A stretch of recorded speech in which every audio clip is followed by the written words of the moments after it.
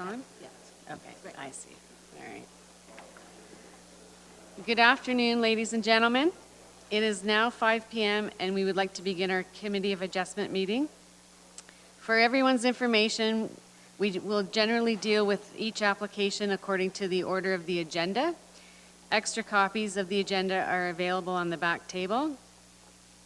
If there's anyone present that is not an applicant but is interested in the decision of the committee, you may fill out one of the forms attached to the clipboard on the back table and file it with our Secretary Treasurer, Sherry Mott.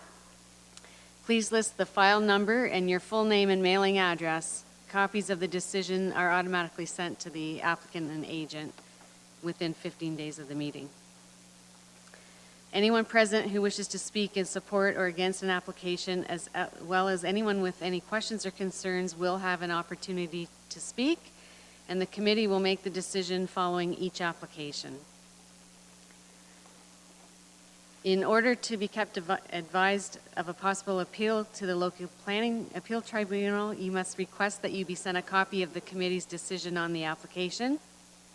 The decisions are final if there are no appeals 20 days after the committee's decision. May I remind everyone that we are being recorded and to turn off your microphones as appropriate. Okay. This is only my second meeting as chair, so you have to bear with me. The first order of business is to determine if any of the members have any disclosures of interest when considering any of the applications that we will be dealing with today. Are there any disclosures of interest? Okay, I see none.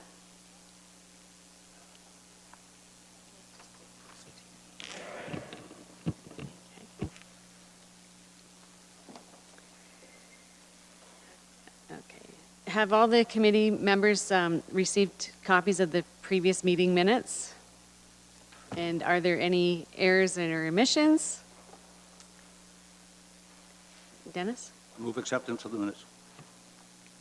Okay, seconded. Adam? Okay. It's resolved that the minutes of the Committee of Adjustment meeting held Wednesday, May 15th be adopted as circulated. All in favor? Okay.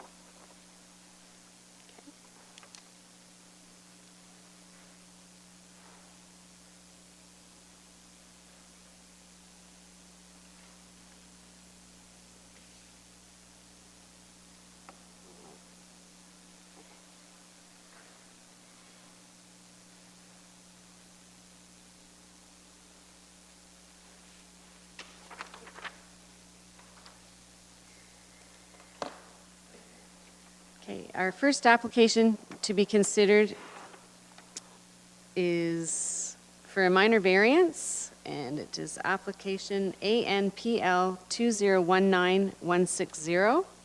Is the applicant or agent in attendance? Okay. Would you like to come to the podium? Okay, please state your name. Okay. Okay.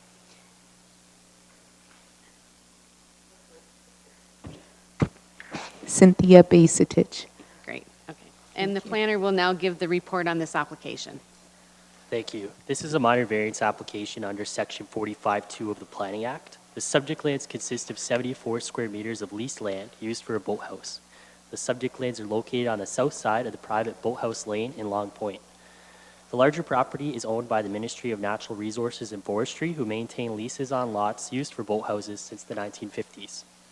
The subject lease lot contains a boathouse and is surrounded by other boathouses to the west, east, and across the channel to the south.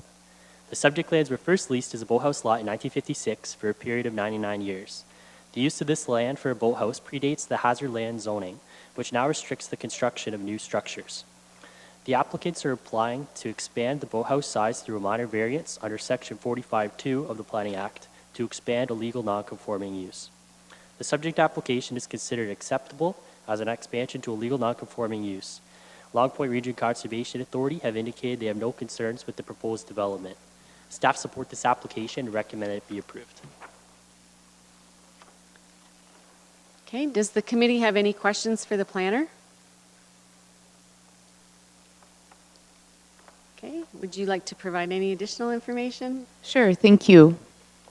Thank you, Mr. Collier, for indicating the nature of the application. Good evening, Madam Chair and committee members. Again, my name is Cynthia Bastich, and I'm here on behalf of my client to present the application before you to expand a legal non-conforming use. As Mr. Collier indicated, the use of this property was always intended for boathouse use as per the land lease with the Ministry of Natural Resources and Forestry, which existed prior to the passing of the county bylaw. And this application is a matter of continuing that established use for the same purpose.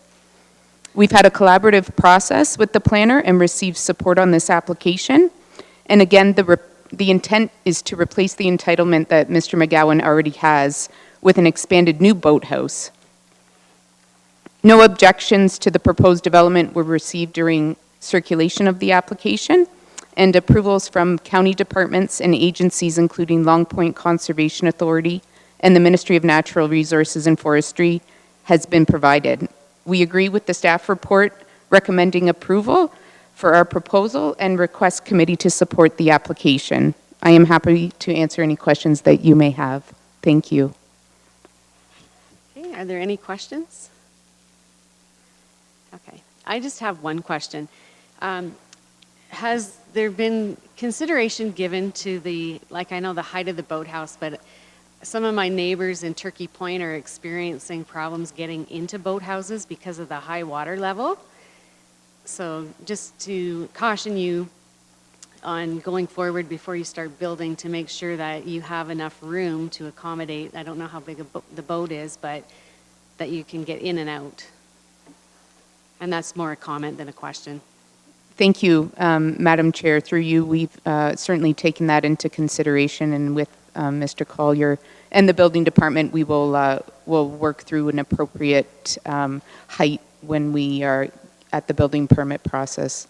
Thank you. Okay.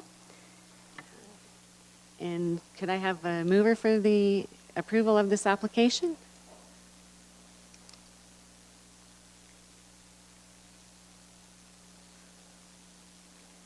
And a seconder?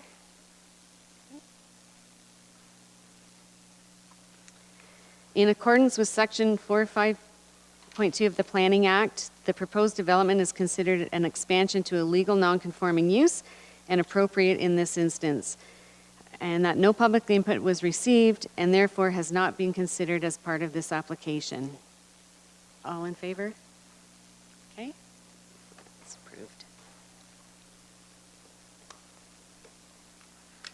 Thank you.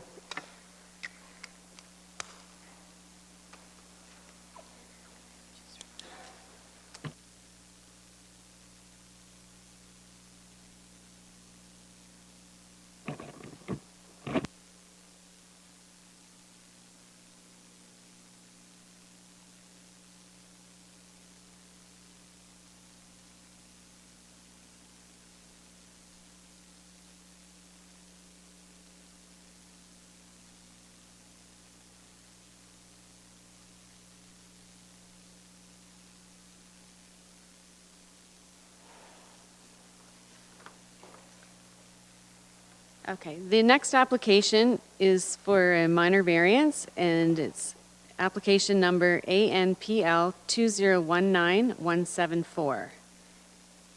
Is the applicant or agent present? Sure, lady. Okay, could you state your name? Thomas Klein. Okay, thank you. Then the planner will now give the report on this application. So this is another application to expand a legal non-conforming use under Section 45.2 of the Planning Act. Staff have confirmed that the existing use on the site was legal non-conforming. A zoning review was done in 2014 that had the same results.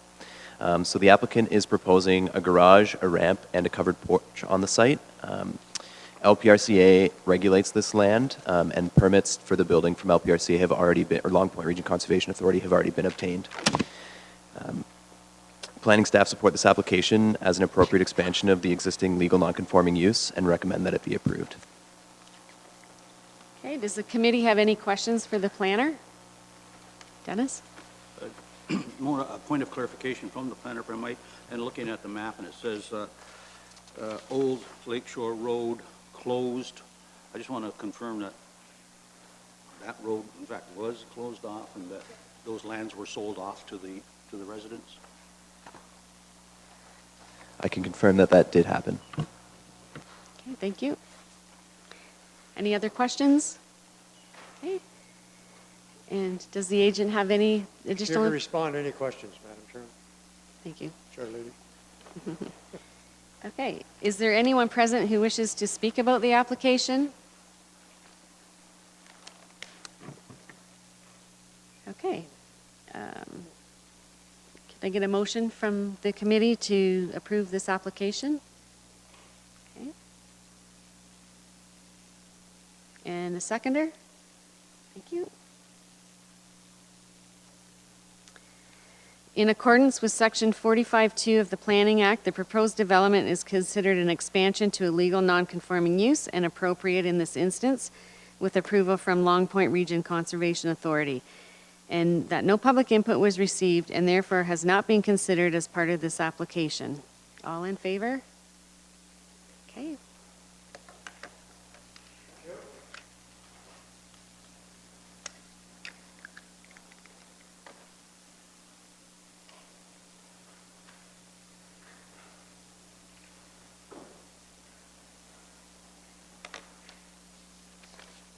Thank you.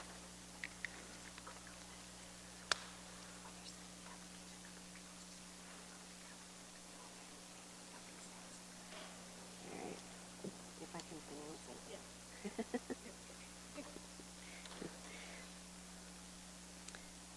it. Okay. The next application is for a severance, and the file number is BNPL 2019044. Applicant Jean Dorcas White, trustee, care of Sandra DeHoogie. Okay, is there an applicant or agent present? I see Mary. Good afternoon, Mary Elders, agent, and I have my clients Ed DeHoogie and Sandra DeHoogie with me. Thank you, Mary. Okay, the planner will now give the report on this application. This is an application for severance as of a dwelling made surplus through farm amalgamation. This application was previously deferred after some information came to light of planning staff. We were able to work with the applicants and propose a new configuration, which is the configuration that you have before you.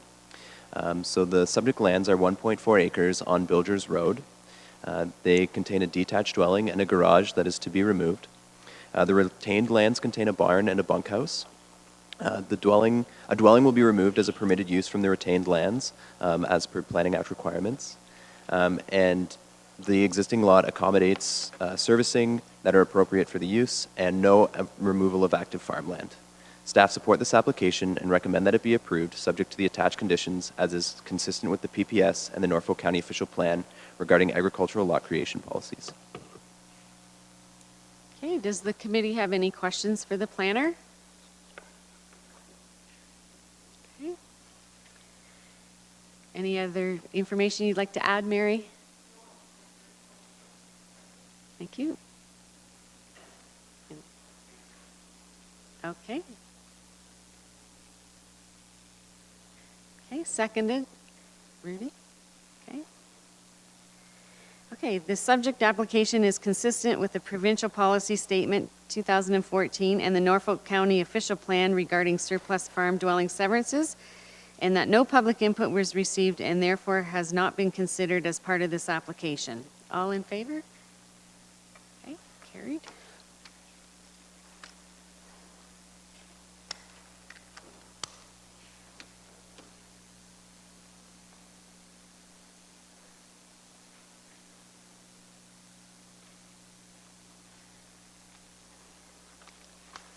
Thanks.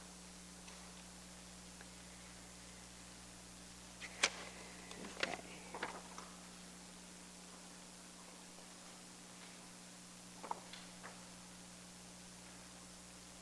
Okay, the next application is for a minor variance, ANPL 2019165. Harvest Creek Farms. Is the applicant or agent present?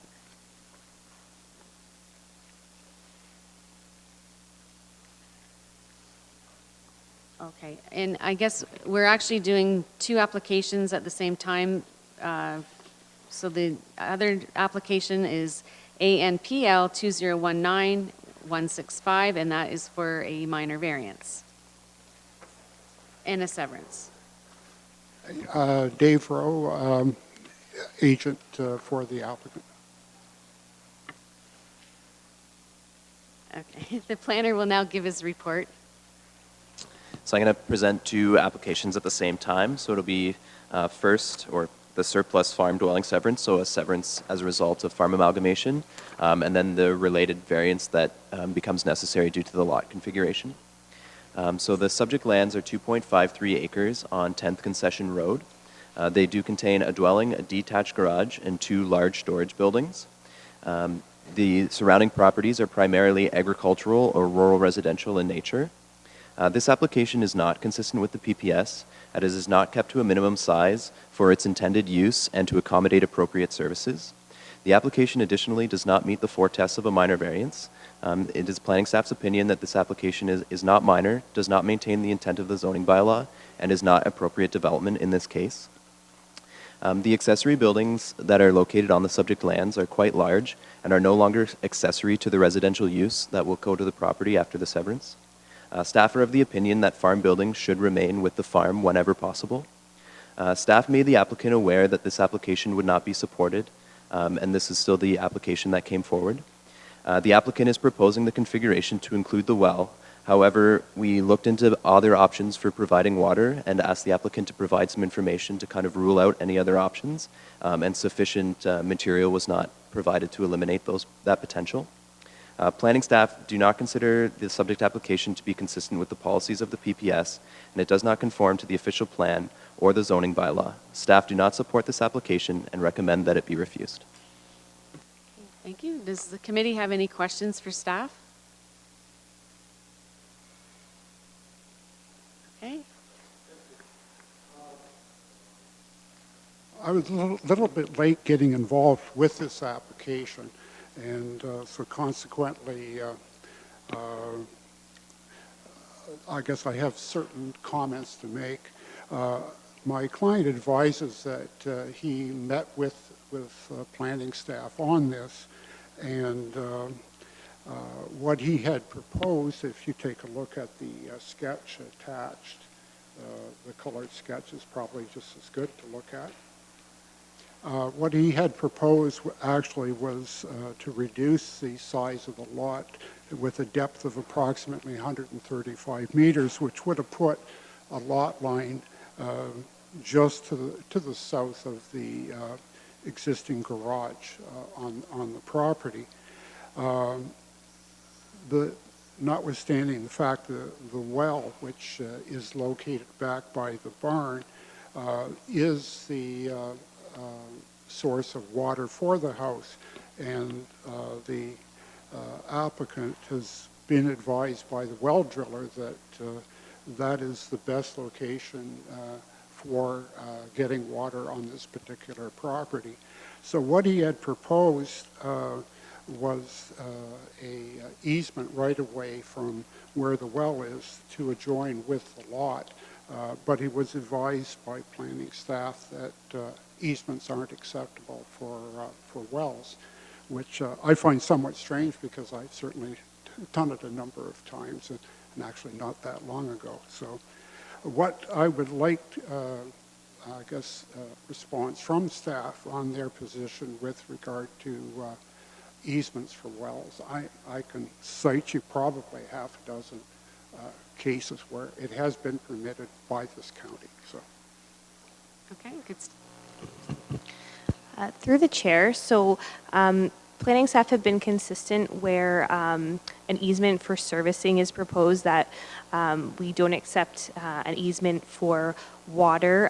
It doesn't represent good planning, creates potential conflicts for the future, and additionally, they are able to use other methods, such as a condition to install a new well on the property, or perhaps a cistern. Those options are, represent better planning, and going forward in the Okay. future, they wouldn't have conflict between property lines with the easement for servicing. So, so typically, whether it's water or sewer, we don't accept easements. Okay, Thank you. that may be staff's position, but I can cite cases where easements have been used, and the option in Norfolk County to suggest that somebody have a cistern where water has to be trucked in is, in my opinion, really unreasonable. At this point, what we will do is ask for a deferral of both applications. We will bring back an application to this committee for the reduced lot size. It would be approximately 1.87 acres, and a proposed easement with a letter from the well driller confirming that this is a preferred method of getting water. In fact, if you look at the whole concept of requiring on-site well and on-site septic, then you kind of wonder, you got urban communities all on a piped water system where water comes from many miles. I simply don't accept that as a reasonable alternative, to be quite frank. So with that, I believe I am entitled to request a deferral on behalf of the Dennis? applicant. Thank you. And before anyone puts a motion for deferral forward, just a question or two to the applicant's representative, if I might, Madam Chair. I look at the drawing and I see that the front part of the lot is very large. It must be a long driveway. And had the house been built closer to the road, I'm not sure that we would be having a discussion today, maybe. Secondly, to you, perhaps staff can jump in and provide some additional advice, but the building at the back, do we know if it's beyond the height restriction that's currently in the zoning bylaw? Let me see here. Well, let me ask a simple question. Are you intending to keep it in the lot when you come back? It would, no, the barns at the back would be removed. Like, they would be on retained land. We would simply reduce the length of the property. Yep. Got it. Thank you. Yeah. Those are my questions. If there are any others. Okay, Rudy? Thank you, Madam Chair. If there are no other questions, I'm prepared to make a motion for deferral on 64. Okay. And I can make it on both if you want. Okay, yep. Okay, so we have a motion then to defer this application. Do I have a seconder? Myself? Okay.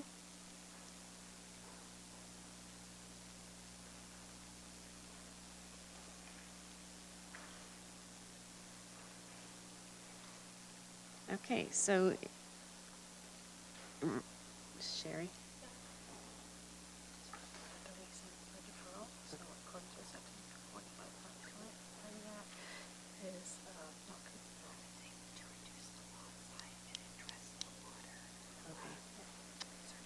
Just put reason deferral to reduce the lot size and easement for the water and address, yeah. Okay. Okay. Okay. Okay, so in accordance with the Section 45(1) of the Planning Act, the proposed development and requested relief is not considered appropriate, and therefore, the application is being deferred at this time to address, to reduce the lot size and address the water issue. Also remind committee that along the Lakeshore, Turkey Point, Long Point, you actually permit new development on private water systems that aren't owned by the municipality. The thought that you can't have a well and an easement to it is silly, in my opinion. Okay, and just one other question is, are the applicants, they will be retaining the land that would have the easement, Yes. And there would be an easement registered on title. right, okay, and they're okay with that? They're okay with that. Okay, thank you.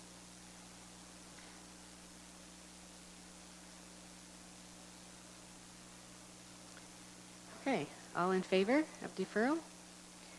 Thank you.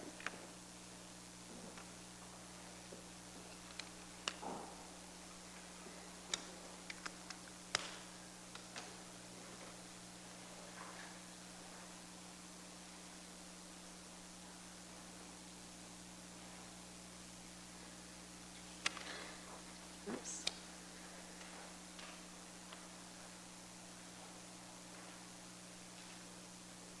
I better stamp this one too.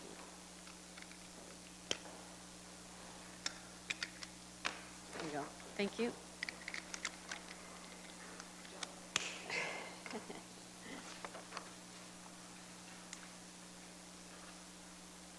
Okay.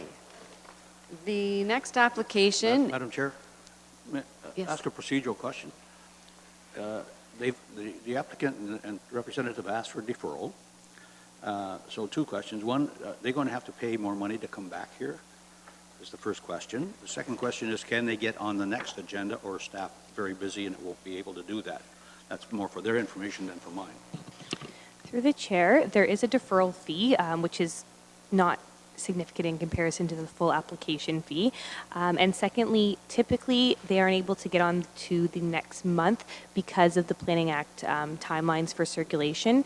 The application will have to be remapped, so it'll likely be, you'll see that in 2 months if they wish. okay, thank you.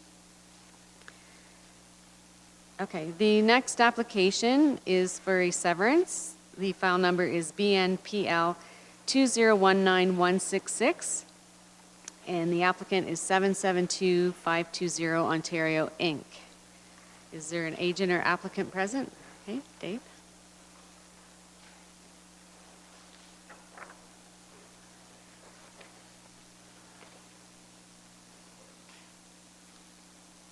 Oh, are we doing two here at the same time? We'll do them separately? Okay, thank you. Okay, the planner will now give the report on this application. This is a severance application to create a new building lot in Cortland. The subject lands recently obtained an official plan amendment and a zoning bylaw amendment to facilitate this consent application, as well as the three that are going to follow. So the subject lands are 0.75 acres on Talbot Street. They are currently vacant, and the proposed consent complies with the provisions of the Norfolk County zoning bylaw after they receive their zoning bylaw amendment. Staff support this application and recommend that it be approved subject to the attached condition, as it is consistent with the PPS and the Norfolk County official plan.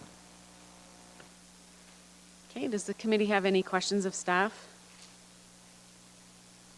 Okay. Any additional information you'd like to provide? No, not actually. I'm here to answer questions on all, I guess there's 4 applications before you from Okay, thank Mrs. you. Kovacs. Any questions? No? Oh, Marcel? What is the exact size of the lots now that are going to be added? It says 631.7 meters squared. I'm sorry. What is the actual size of that new lot now, Dave?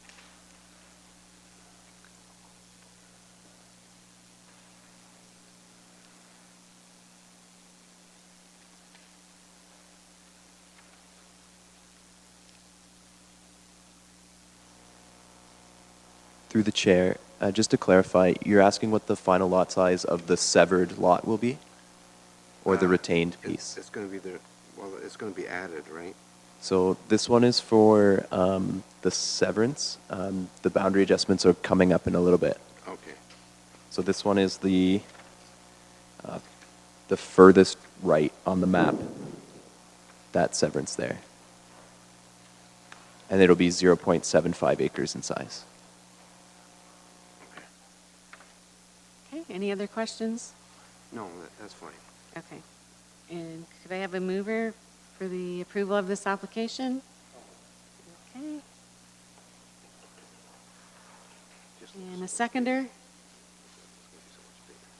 Adam? The application is consistent with the Provincial Policy Statement 2014 and conforms to the intent of the Norfolk County Official Plan regarding severances, and that no public input was received and therefore has not been considered as part of this application. All in favor? Okay.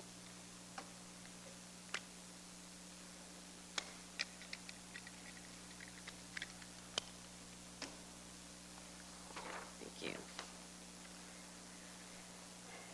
Okay, the next application is also for a severance. File number is BNPL 2019169. The applicant is 772520 Ontario, Inc. Okay, and the planner will give his report. So this is a severance application to create a new building lot in Cortland. It's immediately to the west of the lot that we just created through the last one. So these subject lands have also recently gone through an official plan amendment and a zoning bylaw amendment to facilitate this consent application. The total size of the newly created lot are going to be 0.85 acres in size on Talbot Street. The lands are currently vacant, and the proposed consent complies with the provisions of the Norfolk County zoning bylaw. Staff support this application and recommend that it be approved subject to the attached conditions, as it is consistent with the provincial policy statement and the Norfolk County official plan. Okay, does the committee have any questions for staff? Okay, no questions. Any questions for the applicant? Okay. Okay, actually, is there anyone present that wishes to speak in favor or opposition of the application? Okay, now I'll take, okay. Thank you. And a seconder? Thank you. Okay, the application is consistent with Provincial Policy Statement 2014 and conforms to the intent of the Norfolk County Official Plan regarding severances, and that no public input was received and therefore has not been considered as part of this application. All in favor? Okay. Carried.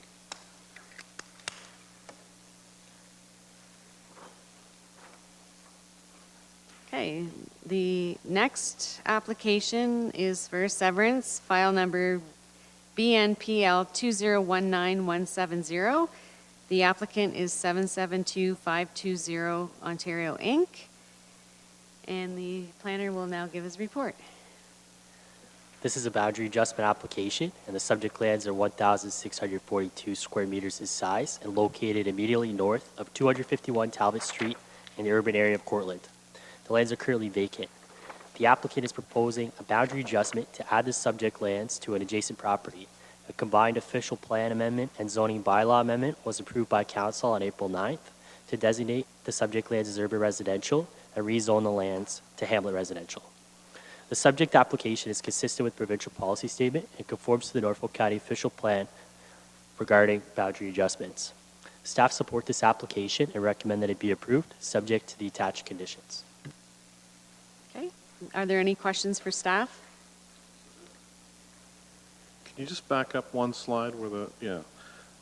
So this is the third parcel from the right, and it's going to be added to the existing dwelling that's there, that part and parcel? This application is dealing with the parcel farthest west, so Farthest to the west. left on your Okay. maps. Yep. And that becomes a portion where it says owner Michael Dean. That's correct. Okay, all right. Okay, any other questions for the planner or the agent? Okay. Is there anyone present that wishes to speak about the application? Okay, could I have a mover? Okay, Alan. And a seconder? Okay. Okay. The application is consistent with the Provincial Policy Statement 2014 and conforms to the intent of the Norfolk County Official Plan regarding boundary adjustments, and that no public input was received and therefore has not been considered as part of this application. All in favor? Okay, carried.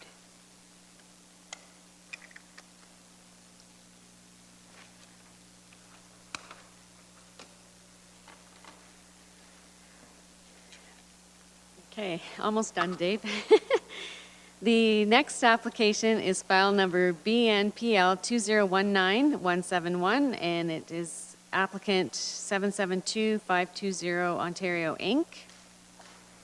The planner, please give his report.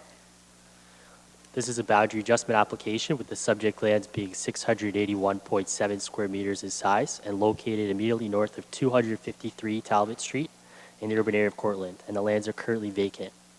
The applicant is proposing to boundary adjust the lands to an adjacent property, increasing the size of a currently undersized residential lot. The subject application is consistent with provincial policy statement and conforms to the Norfolk County Official Plan boundary adjustment policies. Staff support this application and recommend that it be approved, subject to its attached conditions. Okay, does the committee have any questions for the planner? Any questions for the agent? Is there anyone present that wishes to speak regarding the application? Okay, can I have a mover? Yeah. All right, seconder? Okay, Lisa? All in favor? Okay, carried. Okay.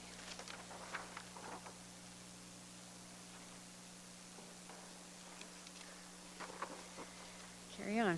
Okay, so the next application is file number BNPL 2019172 for a severance, and it's for Prossick Farms 1994 Limited.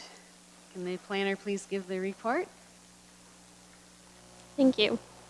So this is an application to sever a parcel made surplus through farm amalgamation. The subject lands are 4,388 square meters in size and front onto the south side of Wyndham Road 5 near Teeterville in the former geographic township of Wyndham. The subject lands contain a single detached dwelling and an existing garage. The retained lands are primarily agricultural and contain several agricultural buildings. The proposed lot does not remove any active agricultural building, any active land from agricultural production. The subject application is being reviewed concurrently with the zoning bylaw amendment to remove a single detached dwelling as a permitted use on the retained farm. Staff support this application and recommend that it be approved subject to the attached conditions as it is consistent with the provincial policy statement and the Norfolk County Official Plan regarding agricultural lot creation policies. Okay, does the committee have any questions for the staff? No, and any questions for the agent? Any information you'd like to add? No, I've got nothing to add, thank you. Okay. Is there anyone present that wishes to speak about the application? Okay. Can I have a mover for approval? Okay. And a seconder? Adam? All in favor? Okay.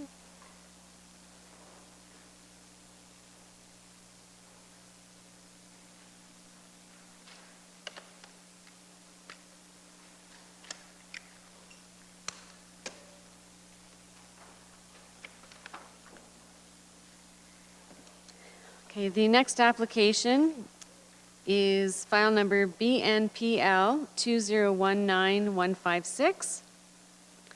And the applicant is Donfield and Sons Construction. Would the planner please give the report?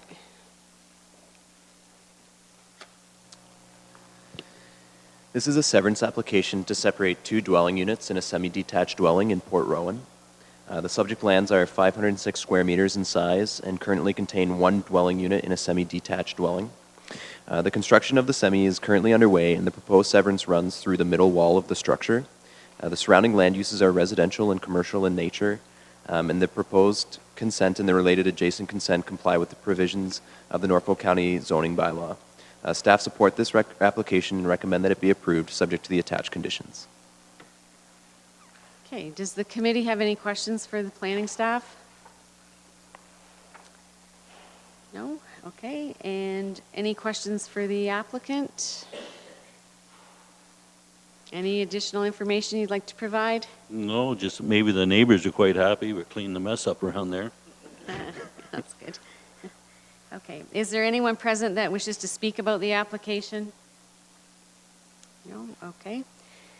Could I have a mover for approval? Adam?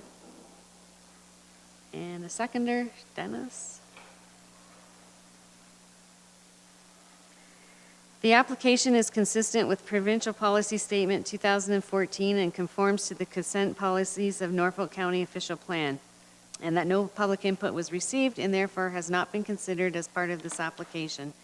All in favor? Okay. Carried.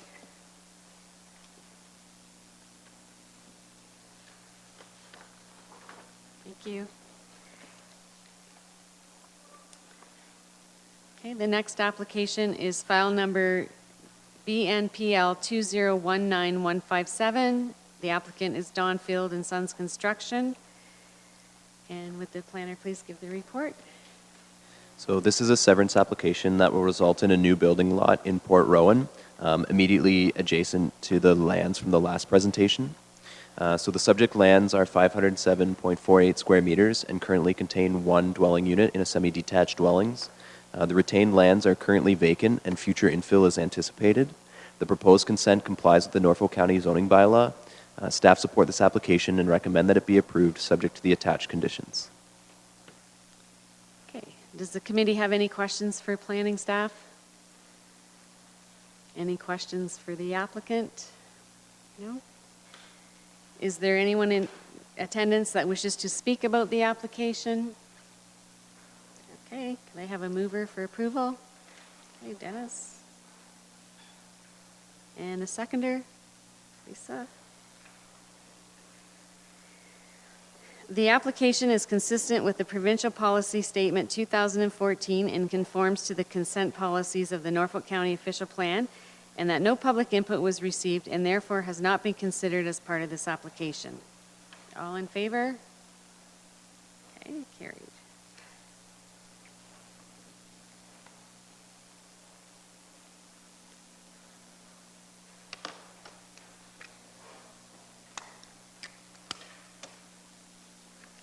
Thank you. Okay. So we're doing the minor, Okay, thank you. yep, sorry, thank you. Yeah. Are we doing these two together or doing them both together? Okay. So the next application, we're doing two applications. The first one is ANPL 2019162, and that is for a minor variance. The applicant is Maple Crest Lakeshore. And we're also dealing with file number BNPL 2019163, and the applicant is Maple Crest Lakeshore, and that is for a severance. And with the planner, is there an applicant or agent present? And please state your name. Good evening, Madam Chair. My name is Peter Serrani. I'm the applicant, owner, builder, and developer. Thank you. So I'm here for any questions. Okay, and could the planner please give the report? Thank you. This is a severance application to divide a residential lot in two and a related minor variance application to allow a lot frontage of 12.15 meters. The subject lands front onto the north side of New Lake Shore Road near Regatta Drive in the urban area of Port Dover, and the lands are currently vacant. Surrounding land uses are primarily residential in nature, consisting of lakefront single detached dwellings to the south, single detached dwellings to the east and west, and single detached dwellings within the Dover Coast condominium development to the north. The applicant is proposing to sever an existing residential building lot into two parcels in the urban area of Port Dover, each with 12.15 meters of frontage. It is staff's understanding that the applicant feels the smaller lot sizes are more desirable in today's housing market. Public input has been received. Public input has been received for this application and therefore was considered as part of staff's recommendation. Letters received on or before June 7th are included as attachments to the staff report, and letters received after June 7th are provided as separate attachments to a committee for their consideration. Concerns were raised about anticipated increase in density, additional traffic, and decrease in property values should the new lots be created. Planning staff have responded to the comments, however, continue to support the applications based on the supporting policies for infill development contained in both the provincial policy statement and the Norfolk County official plan. It is noted that the applicant has not requested relief for any proposed structures and intends to comply with the existing R1A zone setbacks, including building setbacks and height maximums. The end result of these applications is each neighbor on either side of the subject lands abutting a single detached dwelling, which is the permitted use today. The applicant is requesting a minor variance to allow reduced lot frontage. The applicant has demonstrated that the proposed lots are sufficiently large to accommodate single detached dwellings without requiring further relief from the zoning bylaw provisions. The proposed lots are large enough to maintain private amenity space, and the proposed frontage remains 80% of the required frontage, which can be considered a minor variance. This application is considered appropriate development as an infill opportunity, which will generally increase the density of the urban area. Several pockets of higher density are in the vicinity, including the adjacent Dover Coast condominium development, 2 townhouse blocks to the west, further down New Lakeshore Road, and 3 new infill lots around the corner on Lakeview Avenue, one of which has an approved frontage of 12.67 meters. It is staff's opinion that the subject applications are consistent with provincial policy statement, and the severance application conforms to the urban residential and infill development policies of the official plan. The minor variance request for reduced lot frontage meets the 4 tests of a minor variance as outlined in the Planning Act, being minor in nature, appropriate development, and maintaining the general intent of the official plan and zoning bylaw. Staff support these applications and recommend that they be approved, subject to the conditions on the severance application. Thank you. Does the committee have any questions for staff? Dennis? Thank you, Madam Chair. Just to confirm, again, not that I'm hard of hearing or that bad hard of hearing, but everything that you've reviewed relative to lot size, servicing, all of those things conform to both Planning Act and PPL. Through the chair, that is correct. Thank you. Okay. Is there anything the applicant would like to add? No, thank you, Stephen. That was well done. Okay, and any questions for the applicant? You'll get your turn. We're dealing with the committee right now. Thank you. Any questions? For Stephen, so there are other lots within a certain radius that are similar in size to the applicant's ask. 12, you mentioned one that was 12.6 meters. How far away is that? Through the chair, 2 severance applications came before Committee of Adjustment in November of 2018 to create 3 lots where there was previously 1. One of those lots has a lot frontage of 12.67 meters, and that's just around the corner from the subject lands on Lakeview Avenue. Okay. Thank you. Okay, you can have a seat. Can I? Thank you. Is there anyone present that wishes to speak about the application? Okay, would you like to come up to the podium, please, and state your name?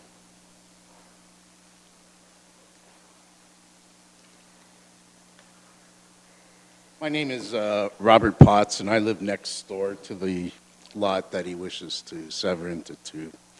I have a question. You're saying that you believe the 2.85 meters is a minor variance? Would you consider 20% rate reduction in your wage a minor reduction? Because that's basically what you're doing. You're reducing the minimum amount of land you can build a lot on or build a house on by 20%. Okay? So you're saying, like to me, It's very disappointing that he's asking for this in the first place, because when I bought my house off of Peter, he was proud of what he was doing there, and he was going to make this a beautiful thing with spacious area and everything else. And, you know, putting two houses in a 40-foot lot, to me, is not spacious, okay? And when they're next door, it's even worse. Another question I have, was any consideration done to the news that came out a week ago about the water capacity in Port Dover? So now we're going to split this, make more development when we've already put holds on other development because we don't have enough water to provide everybody in Port Dover as it is. I just think it's irresponsible of the planning department to allow this severance, and I am against it. So, and there's a lot of my neighbors that are against it as well. Well, they'll get their turn if they wish. I'm just going to say the first question with respect to the planning wages is not an appropriate question, so he won't be responding to that. He will respond, I guess, to the water issue or the development, the hold on developments in Port Dover. Certainly. Through the chair, there was a moratorium placed on new development in Port Dover in recent weeks. Much of the news about that moratorium has affected larger condominium and subdivision development.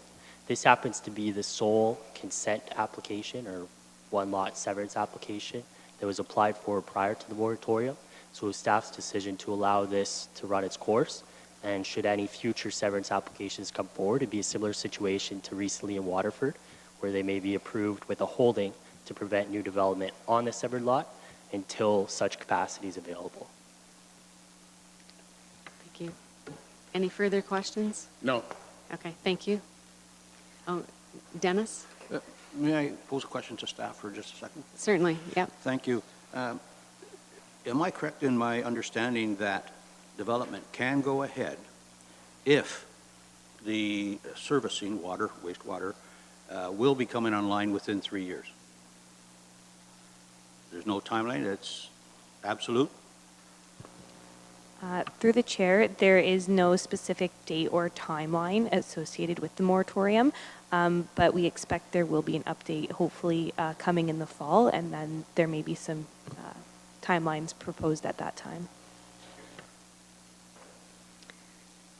Okay, is there anyone else present that wishes to speak on the application? And please come forward and state your name.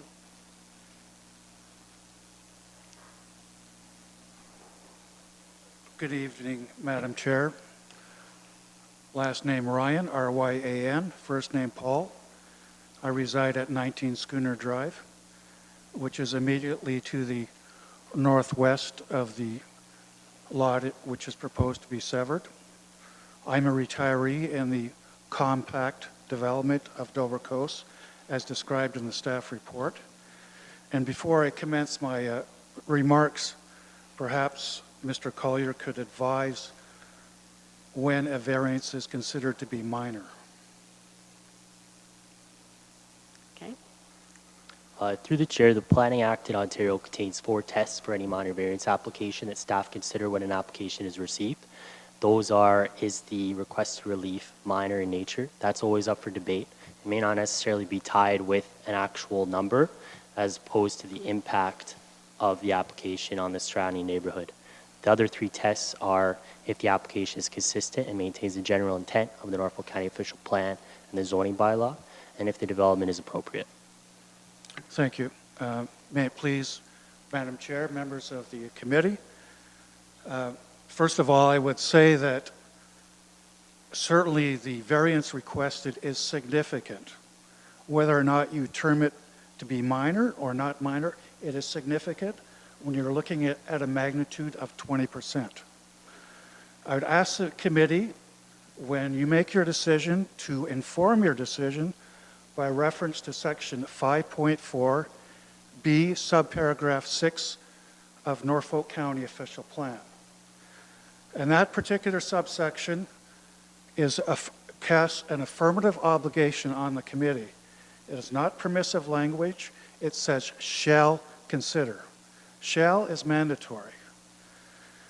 And it says, that particular subsection says that the committee, in considering an application such as this, shall strongly encourage design that considers and, wherever possible, continues existing and traditional street patterns and neighborhood structure. Now, I think the committee would all be in agreement that New Lakeshore Road is a gateway into the town of Port Dover. It has specific characteristics, and I submit, it's specious for staff to draw comparisons to Lakeview Avenue and other developments, and Dover Coast.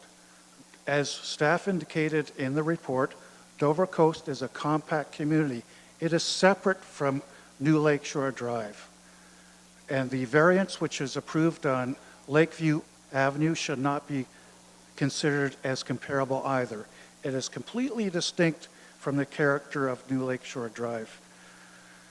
It is entirely specious to say that this represents a good planning policy in terms of infill. If you accept that proposition, then any severance would go forward based on infill, because you would always create two lots, and that is just a circular argument. Now, if you examine the street patterns and the streetscape in that area, you'll be hard-pressed to find any lot less than 60 feet. And you're being asked to approve two 40-foot lots. And in effect, you're creating an instant ghetto in that particular location. It is entirely inappropriate.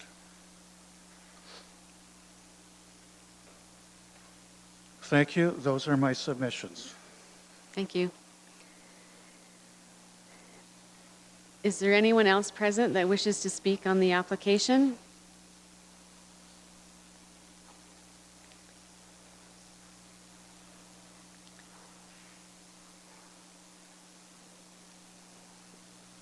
And could you please state your name? Thank you. My name is Wendy Cooper. I live at 7 Schooner Drive. And I have a question for Stephen. I'm wondering if you people, when you looked at it, did you go and drive in the area and see it visually? Through the chair response, we do attend the sites of all applications, both the post-sale notice sign, to visit the property and to have a look at the surrounding neighborhood. So you did go around and you saw what it looks like. I have a question for Maple Farm, Maple Crest. Is he here? I don't. Okay. I'm wondering why he has made this request. Why does he want to make two lots out of one on this particular street? I'd like to know that, please. Okay. Okay. Could you please come up, sir, and answer the question for the committee? Hello. I'm not well. And the question again? Why you want to make two lots out of this one lot? It all starts from the original subdivision, 2008, when they were 90-foot lots. We then had a recession, of course, and we recognized that the product had to adjust. Hence, we did a plan of subdivision. That would have been 2012 or 11. We got support for 16 lots. What had happened was we were trying to be conservative with the disruption of the existing infrastructure. So some of the lots had varying frontages. Now, the last gentleman said that it's hard-pressed to find smaller lots of 60 feet. I've got my site plan. We have about 4 lots that are actually under 55 feet because of the design of the existing infrastructure. So to your question, why have I found an interest to sever that particularly large lot? That lot was the largest of the frontages when they reconfigured the 16 lots. It's almost 80 feet. we've had the property for sale almost 10 years as an 80-foot lot, and it doesn't have an interest considering the cost of that lot. So it's too obvious for me that without affecting design and quality, that, and we have sketches included in my package, that the building envelope remains quite large, 521 square meters, which is actually bigger than the existing houses on the property next door on both properties. So I feel that it can be supported. There'll be no compromise to quality or design. We can easily get a 2,000 square foot bungalow in that building envelope, let alone a loft. The lot area is quite substantial, and that's why. We want to get this finished. And I think it's going to be much more sellable as two parcels. The price point would be much more conducive. And that's it. Okay, thank you. So it's all about profit.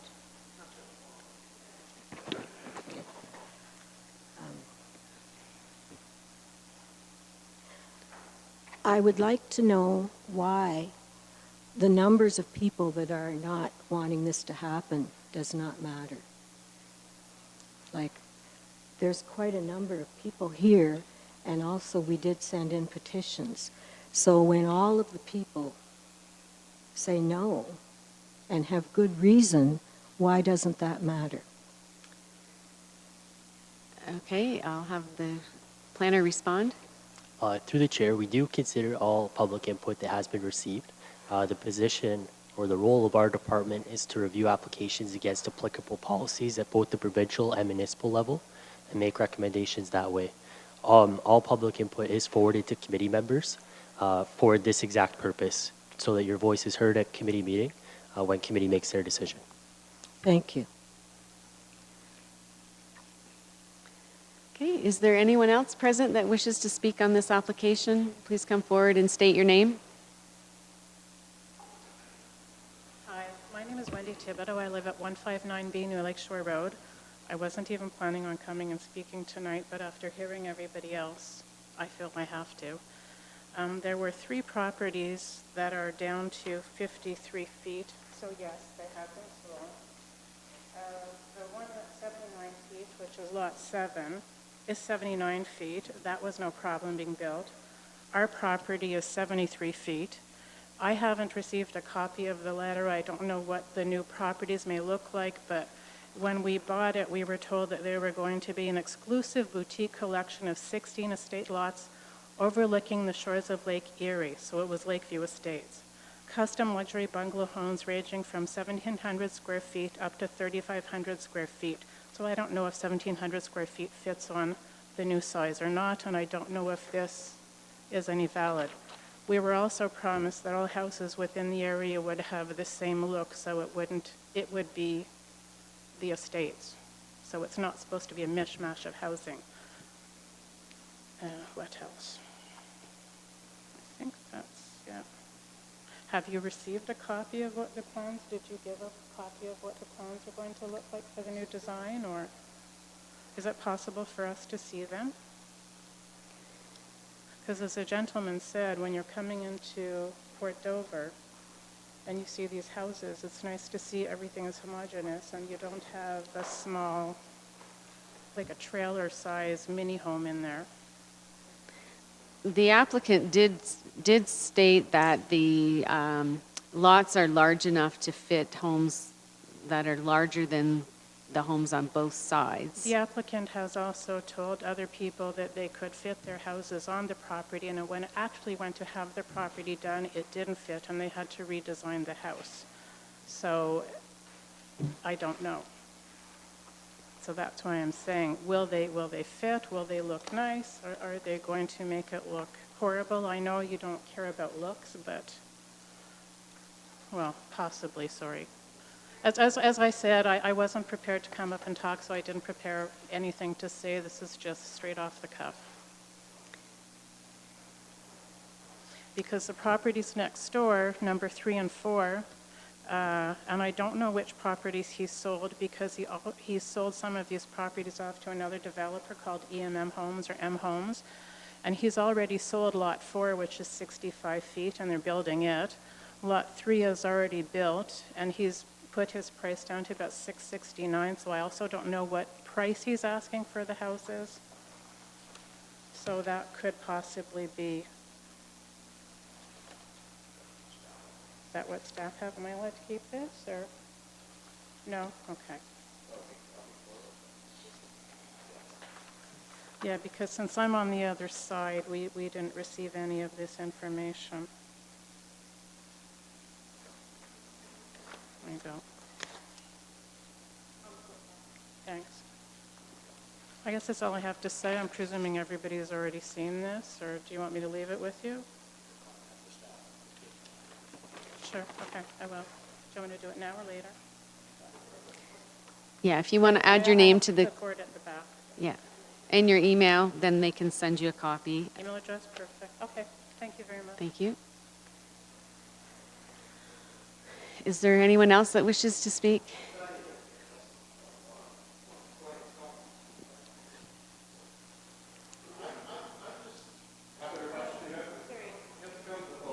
Well, Madam Chair, Okay, I guess there's a procedural issue. yeah, point of order, if I might. This committee is under the procedural bylaw of Norfolk County. Okay. And once someone speaks, they say their piece, and that's it. I know it doesn't seem fair, but that's the way it is. This gentleman can have someone else say his piece for him, but he should not be allowed to come back. Okay, Okay. thank you.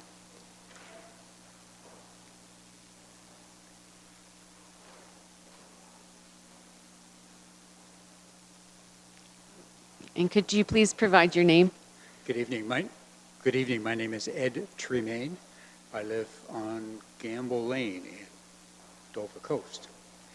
I didn't prepare anything either, and if I had cuffs on, I'd be speaking off of them. But let's take a run at it anyway. Comment about townhouses in that area. I think we moved in there in 2012 knowing exactly what it was we were moving into.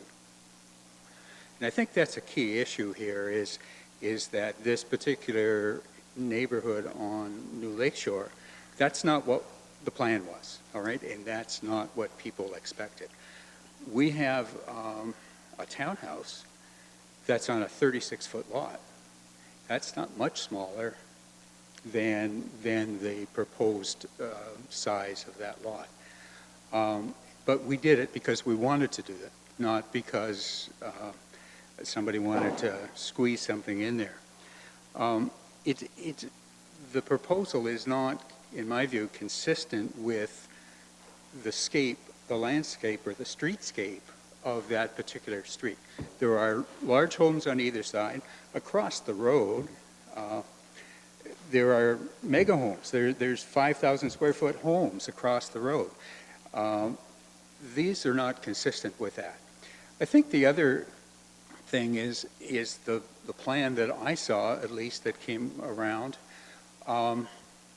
showed these two homes protruding quite dramatically out from the others, which means you come down the road and you see these two boxes sitting outside the normal streetscape. And it seems to me that having a decent streetscape is part of what we're trying to do, is we're trying to accommodate developers, of course. But we also have to make it consistent and presentable for ourselves. The two homes that were built on Lakeview, rather, I thought that was a great thing, quite frankly, but it's consistent with that street. They are small homes on a small street. What we're looking at here are small homes on a big street. And quite frankly, from an investment point of view, being a retired realtor, I understand that you buy a house on a good street and hope that is going to continue. And having the smallest house on a big street doesn't make sense from a resale point of view. So anyway, I don't have any other things unless somebody has a question for me. Thank you. I just have a question for the planner with regards to your comments. The applicant is not requesting any reduction in setback from the street. It's just a reduction in the width of the lot. Is that correct? That's correct. So the minor variance application is dealing with a request for reduced lot frontage only. No other variances from the zoning bylaw minimum requirements were asked for. Okay. So there's no indication that the house is going to protrude further forward than the other houses on the street, and the applicant is putting his hand up. He could answer my question, please.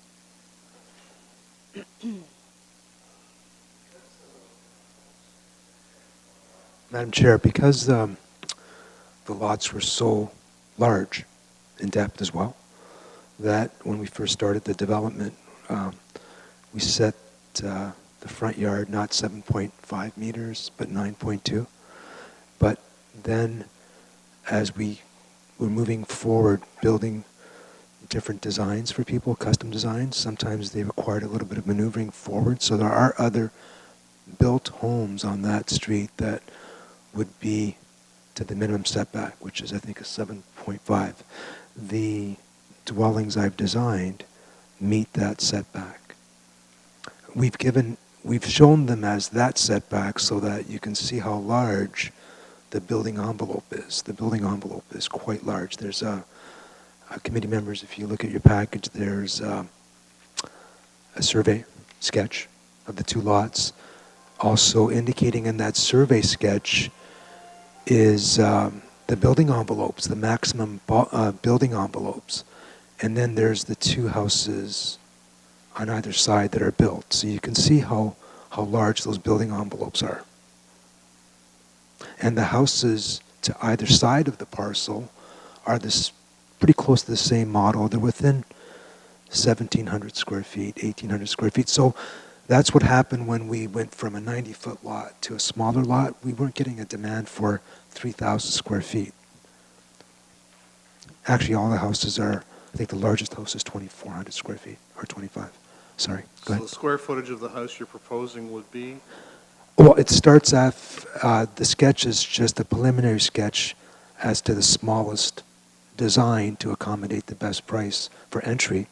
I think it's almost 1,400 square feet, but it can be as large as, on a one floor, I don't have my math with me, but 521 meters square is, I think, 2,000 square feet almost, if not including the ability to go to a loft, which we have as a design already on the street. Okay, thank you.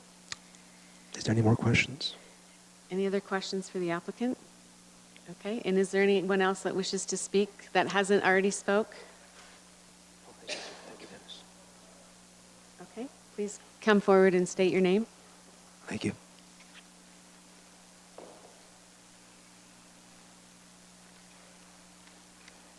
Hi there. My name is Lena Salucci. I reside at 149 New Lakeshore Road. I just want to add a few things that I think are important here for council to recognize. We bought our home. We've been there a year.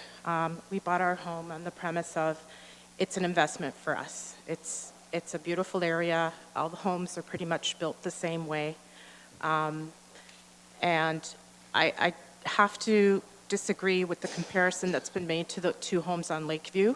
The two homes on either side of the two homes that are being built on Lakeview are very old homes. And as construction these days goes, they're knocking down these smaller homes to build new homes. So that's fine. That's the look on Lakeview. There's a mix of new, old, and renovated homes.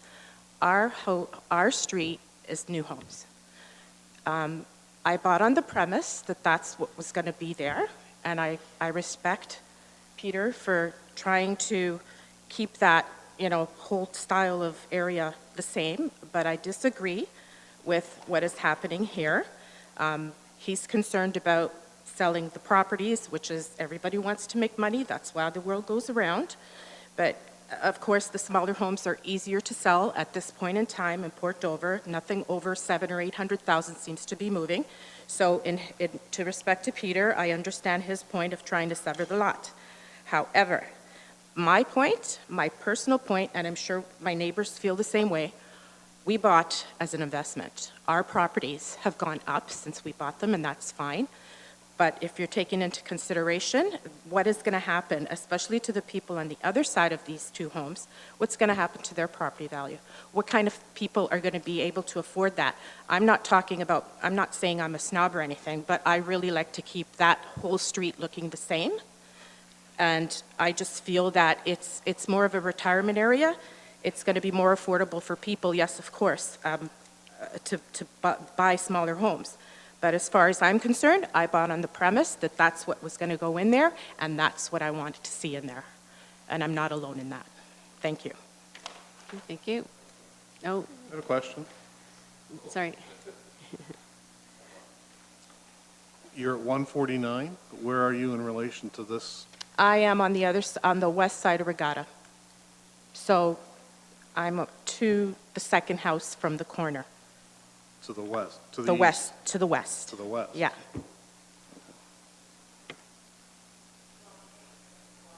Yes.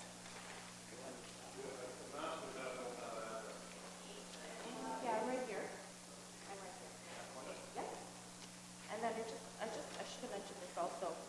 This is the plan that he has to build his homes. Sorry. These are the plans that he has. I don't know if you've seen them on the back of this. They do look like they protrude. Okay. But he isn't applying for any reduction in the setback from the street, so what? They protrude forward to the street. Right, but they're what, sorry? Not what? Not these homes, no. That's right. The other homes you're referring to are already built, and That's you're right. saying that they protrude? No, the new houses will protrude, and that's... But even if it was one lot, like, It it could probably be wouldn't built to a protrude. certain distance from the street? I disagree, because all our houses are pretty much the same feet pushed back from Lakeshore Road. Okay. Unless I'm misunderstanding your question. I'll ask planning staff.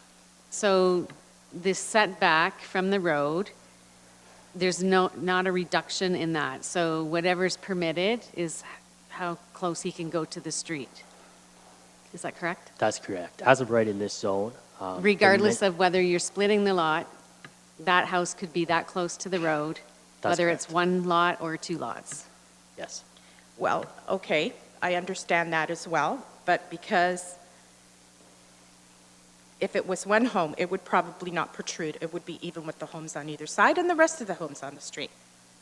So this is, to me, this is protruding. These two homes are protruding Okay, further towards the street than the rest of the homes. okay. Okay? Yeah, thank you. Okay. Is there anyone else that wishes to speak regarding this application?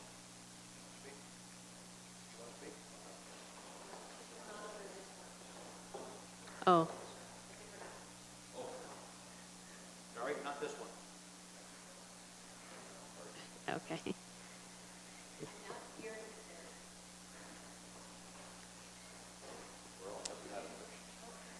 Okay, one more.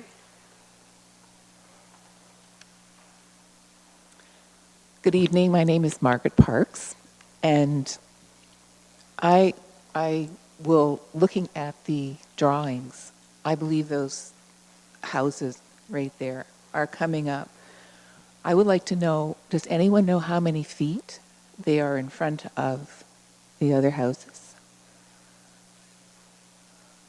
The houses that are existing. Through the chair, the question in comparison to other houses may be more appropriate for the applicant. However, again, they are showing that they are meeting the minimum required setback from the street in the zoning bylaw, which is 7.5 meters. I also have a question for the developer. Are these houses being built on spec, or do you have actual buyers for these homes? Okay. Okay. Okay, could you come back to the podium, please?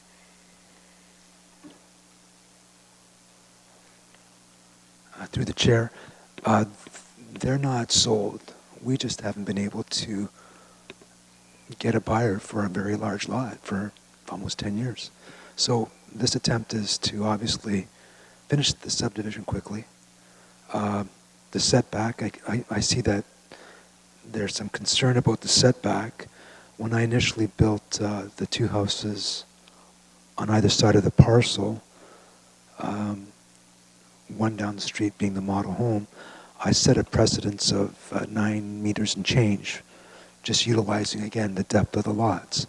When my architect designed the footprints for me, he just went to the minimum setbacks that are already set. So we're not asking for that relief at all. In some cases, as I said, there's another dwelling further down the street where we had to accommodate the purchaser's desire to shift some of the outside walls, so we moved it up to its minimum required setbacks. So no, they're not sold. Thank you. I have a comment for the existing owners that thought they were getting similar lots, and that's what they were buying. I am not one of those owners. I live in behind it. I live in 23 Schooner Drive, and I really feel that these two homes are being jammed in there, and I'm very sorry that the streetscape of New Lakeshore Road is now going to be jammed with two homes and existing homes these people thought they were buying would look similar to the other homes that are existing. Thank you. Okay, thank you. Okay, Marcel?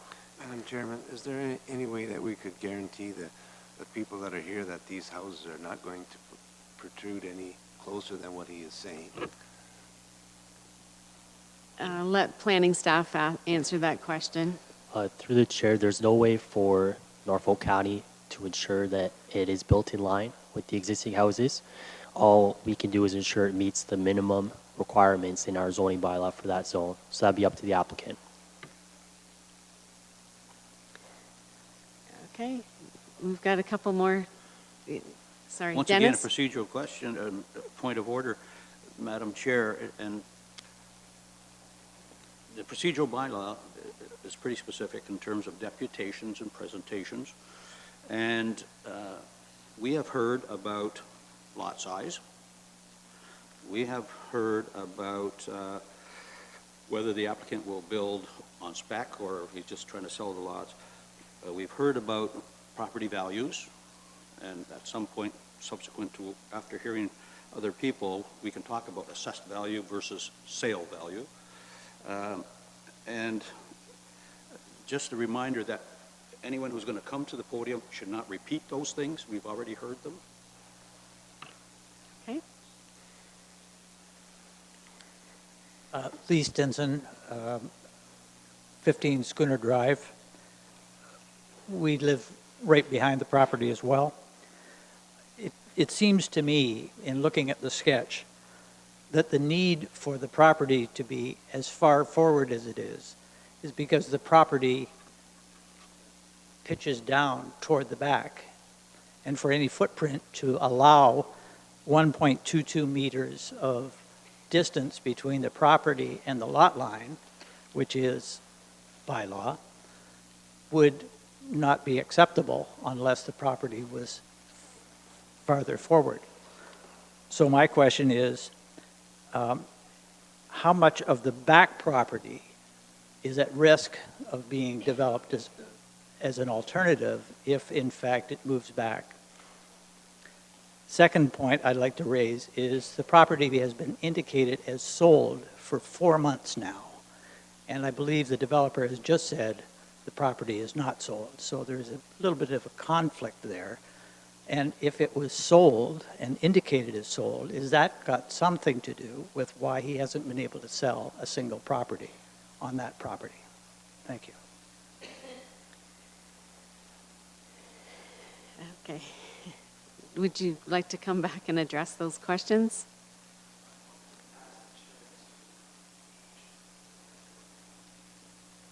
Okay. Okay.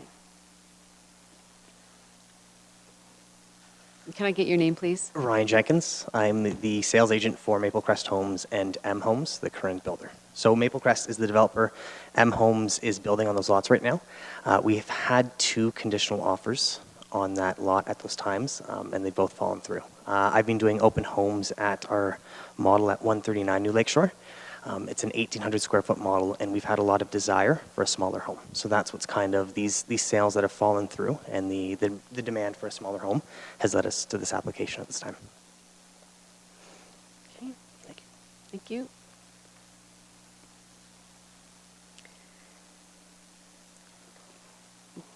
Pose a question to staff through you, Madam Chair. Yep. The previous speaker, not the one that just left, but the previous speaker, talked about the space between the building and the lot line. And could a building go on that property that is closer than the current set, and they would come here for minor variance? Is that what could happen? Through the chair, should the applicant require relief from any zoning bylaw provision, they would apply for a minor variance application, which would follow the same process and come before a committee of adjustment with public notice. And would that apply similarly to the distance between the eaves of the buildings? Not the lot line necessarily, but the eaves of the buildings, the distance that's set and required. A minor variance could be asked for? Through the chair, a minor variance could be asked for side yard setback. That's right. Okay, thank you. Is there anyone else that wishes to speak on this application? Please come forward and state your name, and I'll remind you to please just provide new information to the committee. My name is Gary Cooper. I live at 7 Schooner, right behind. I have a question for what I just heard. What I don't understand is how you can tell me in this committee here that you had 2 offers on those lots and they have fallen through before this severance takes place. How does that work? How do you put 2 offers on something that hasn't been approved? Like, how does that work legally? Okay, you're asking the questions through the chair. I'm asking it here, but I would like an answer here. Okay. From an ethical point of view. How does that happen that he can sell those lots conditionally and this committee hasn't approved that? How does that work?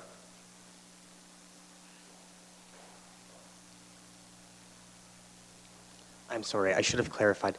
The 2 sales that fell through were for Lot 6 itself, not the severance, for a smaller home in that property. The issues being that the home design for that 79-foot lot did not work. So we had sold 6 itself, not the to-be severed properties. So apologies.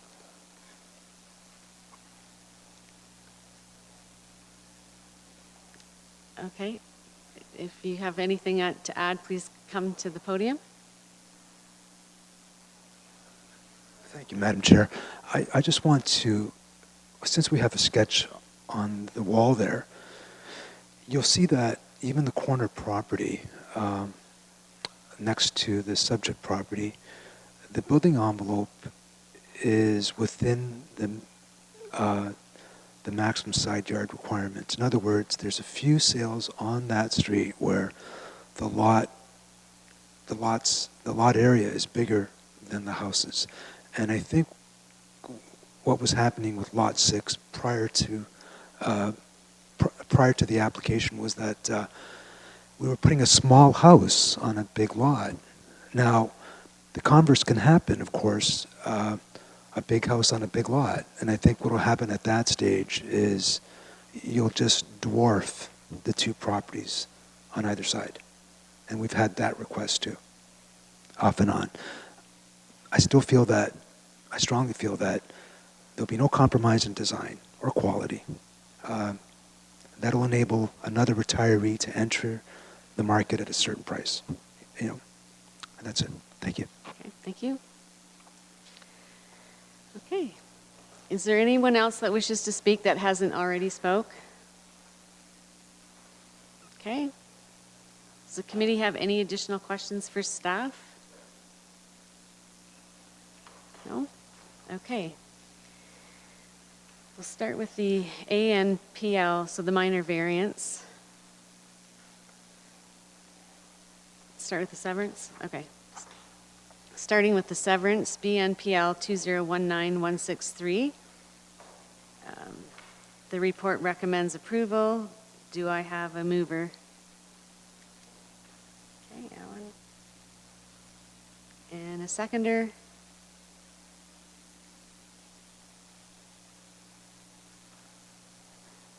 No seconder? Oh, Adam? Okay, the application is consistent with Provincial Policy Statement 2014 and conforms to the consent policies of the Norfolk County Official Plan, and that public input was received and therefore has been considered as part of this application. All in favor? Oh, whoops. Can I make a few comments before we vote? Certainly, yes. Thank you very much. Just to reiterate a few things that I said, we've heard about lot reduction, lot size. We've heard staff and read the report from staff that everything that is proposed conforms, the Planning Act of the province and the Provincial Policy Statement and our own zoning and bylaw and official plan.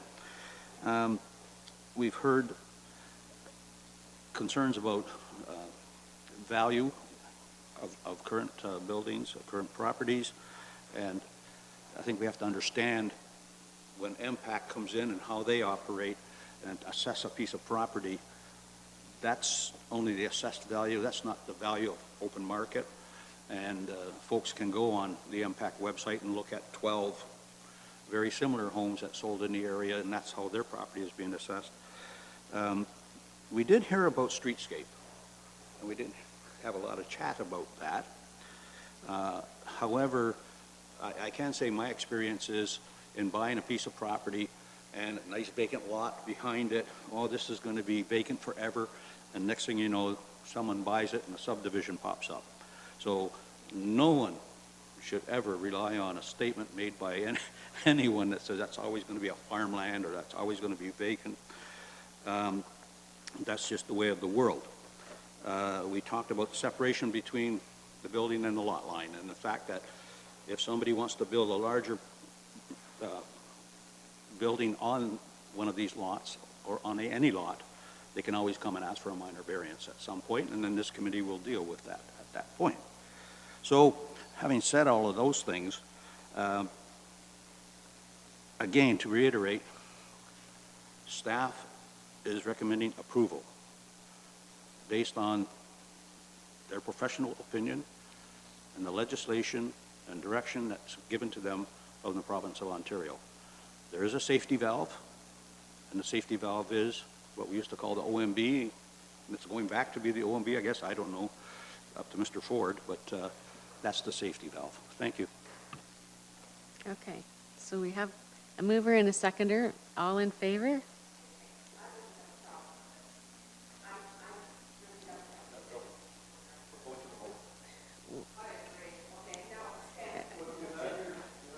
You had...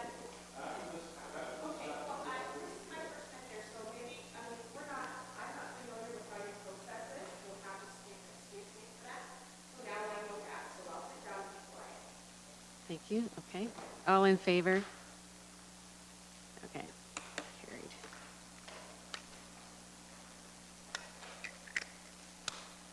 Okay, and now we'll deal with the minor variance, ANPL 2019162.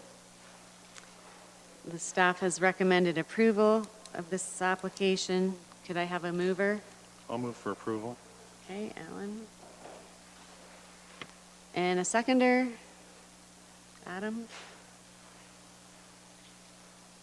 Okay. All in favor? All right. And that's carried.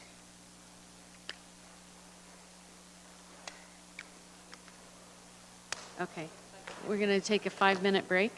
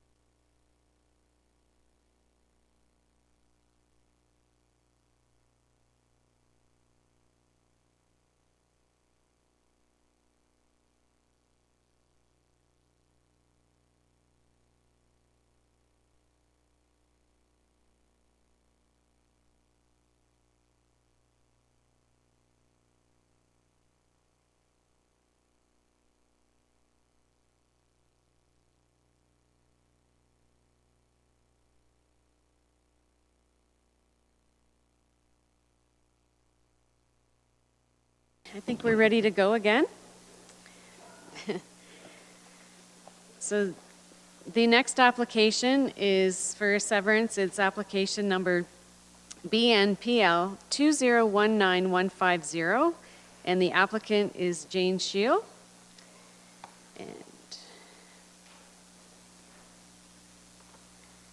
Okay, and the planner, could you please give the report? Thank you. This is a severance application for a new building lot in Simcoe. The subject lands are 702 square meters in size and front onto the east side of Sherman Street, south of Victoria Street. The lands are currently vacant and part of the larger Haldeman Norfolk Women's Services property. Surrounding land uses are residential to the north and south, with the Lynn River and a trail across Sherman Street to the west. The applicant is proposing to sever a residential building lot from the larger shelter property. The applicant has begun conversations with Habitat for Humanity, who have expressed interest in the proposed severed lot for a future home building project. There are private services to the shelter property running under the subject lands that the applicant is aware of. A special condition of approval is that easements be shown on the reference plan for those services, should the severance be approved. The subject application is consistent with provincial policy statement and conforms to the official plan. The severed lot meets the requirements of the Norfolk County zoning bylaw. Staff support this application and recommend it be approved, subject to the attached conditions. Okay, does the committee have any?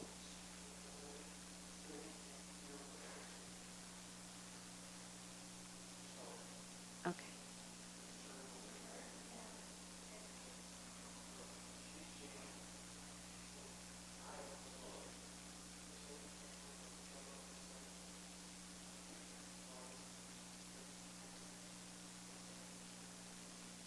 Okay. Do you want to just give another little summary of your report so she could hear? And if she would like to come forward.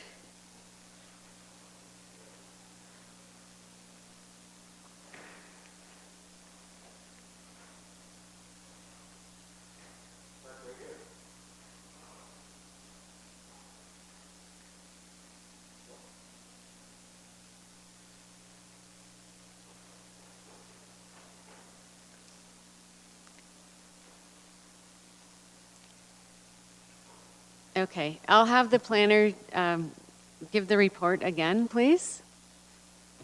Yes, this is an application to sever a residential building lot on Sherman Avenue in Simcoe. Okay, well, the planner's giving the report. It's not your turn yet. I'll let you know when you can talk. Okay, carry on, please. The severed lot is approximately 700 square meters in size and is being severed off the women's shelter property with frontage onto Sherman Street. There are private services under the severed lot for which easements would have to be created should the severed lot be approved. The application is consistent with provincial policies and Norfolk County severance policies, and staff are recommending that it be approved. Okay, does the committee have any questions for staff? No questions for staff? And Jane, do you have anything to add at this point? Okay, thank you. Okay, and now you may speak. Could you please state your name? My name's Grace Wright, W-R-A-I-G-H-T. From Newcastle, England is where he came from, my husband. He died in 2010. I want to address the mayor and the councilors and the others. And I want to ask about the lot because that lot is a real problem. It's got shelter sewer, natural springs, quicksand, all down the middle of that whole area. And then there's a catch basin at the street level, and the drain has been taken from the road and put onto the property. So there's two things there that collect waste. And the men that did this work, they had them diggers like this. Well, the house next door, it had a pool, wanted a pool, pretty near the size of the whole thing. It'd be just like having a pool in here, and you got walking room here, but it didn't. It was right tight. They filled it, and all of a sudden, a funny noise came. It split right in two and went all down into the basement of the house. That was your natural spring, did that. And Brenda Lee Engelhart of the Dalmore, her folks had the Dalmore. She was the little, and she was visiting my kids, and she crossed the lot from one side to the other. And there was a rubbery area, just like half-set jelly, on that area. And she put her feet on and started dancing up and down and up and down and down and down. She was going, it was all over her wellies, her rubber boots, if you call it. I pulled her out by laying plank on the area there and pulling her out. Boy, it took me a lot of hard pulls to get that girl out of there because she wasn't very thin. And I put my arm down the hole, and I could not find her other boot. I went round and round, and I couldn't find it. It had sucked it right in. And somebody wants to build a house on top of that. I wouldn't. And I had to take the doors off the front and back of my house, and I had to have them on that way rather than the street side, because having it there, it just didn't work. The wind would take the storm doors off. We went through 6 of them, and I was hanging on it, and it blew me right off the veranda.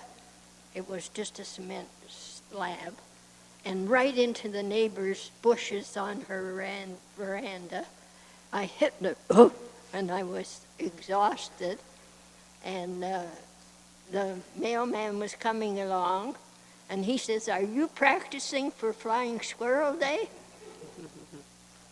So that's why I was worried about it. But this chap, John, was the pipes. He says that the lot was to be kept open, no buildings, pipes had to be run down that way, because the other way they would have had to have a pump.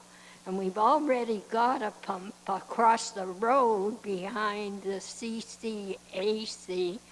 It has no roof on it, and it wakes me up every time they turn it up or down. That's another thing that you've got to contend with. They're on the lower level. Those houses from the corner coming up Sherman are on one level, and my house is on the other. But I see it's not quite correct here and where the line goes. But if you take it off and give it to somebody to put a house on, I cannot get my riding scooters off that lot onto Sherman Street, where my mail is, and my address has been that way for 5 years. But I don't want to see anybody go try to build a house on that. It's not worth it. When we moved in, it had no grass at all. It was just trees, and they were all broken down. And Mr. Rutherford owned it. And I sold a piece of that land off so they could put a road through and little houses, nice little houses in there, before this came up to have it with that big long building, which I have been through. I know what it's like. And I had one question though here. On the square that's my house, it's up against the wall, and it says on there, existing dwelling. Nobody else has got it on theirs, and they exist and dwell there in their places. Why is that? Okay, the planner will answer the question. Through the chair, the maps are made by Norfolk County, and some labels are placed for properties that are right beside the land either looking to be severed, or the label is also on the shelter building, because that's the property it's coming off of. So you're right, not all houses are labeled, just the ones closest to the lot being severed. And they said that the fire lot on that long strip, they said that it was not to have anything because the Bell telephone run up that there. And I know right where it is because I helped dig it and cover it up. I'm an unusual character, but you know, I'm 90. I'm 90 years old. Okay, And well, I still cut my own grass. well, thank you for your comments, and the committee will consider those. No, just this. Do I give this back?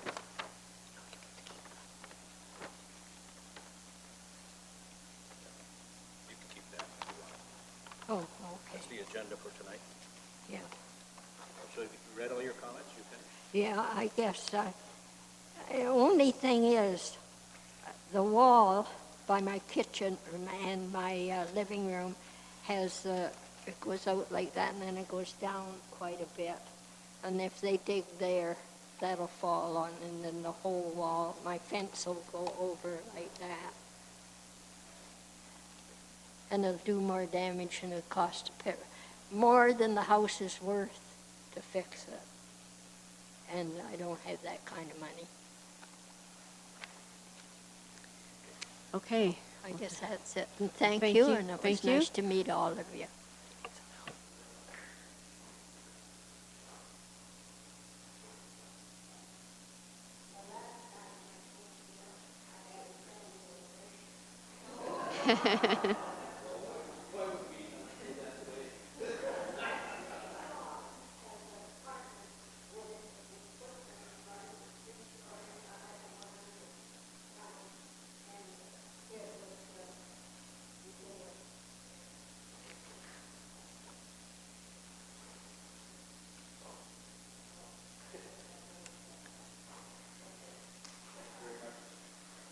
Yeah, thank you.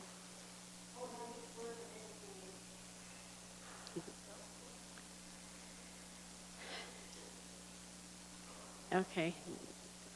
Does the committee have any questions for the applicant or the planner? No? And Question to the planner, is this relevant, that something that everybody should know about? Is the drainage or the, aware of that maybe that's not suitable for building? Through the chair, to address those comments, our development engineering group has reviewed the application. They're the ones that flagged the requirement for easements, which is kind of something special on this application. As far as grading, when it comes to the building stage, they have also indicated that a lot grading plan would be required at that point to ensure no adverse impacts on neighbors. okay, thank you. Okay, and is there anyone else that wishes to speak on this application? Okay. And the report recommends approval. Could I have someone make a motion to move it? Okay, Lisa? And a seconder, Adam? The application is consistent with the Provincial Policy Statement 2014 and conforms to the consent policies for Norfolk County Official Plan, and that public input was received and therefore has been considered as part of this application. Okay, all in favor? Okay, carried.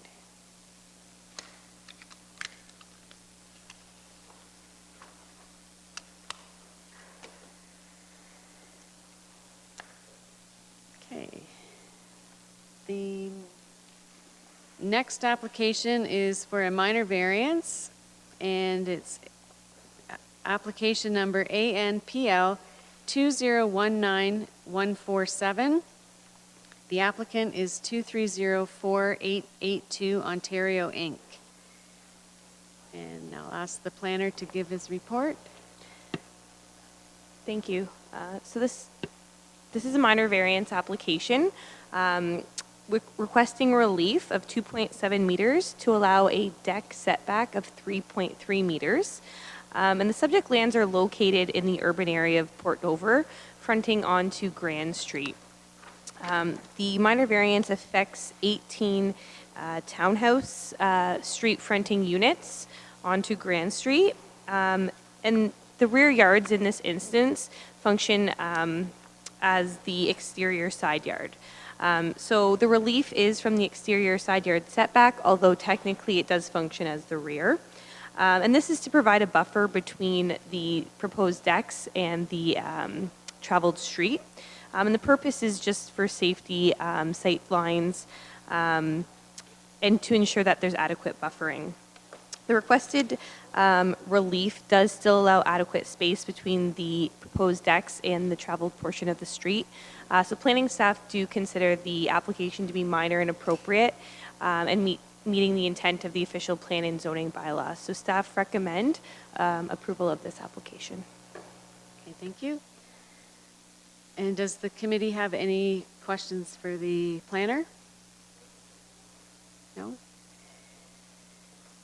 And any questions for the applicant?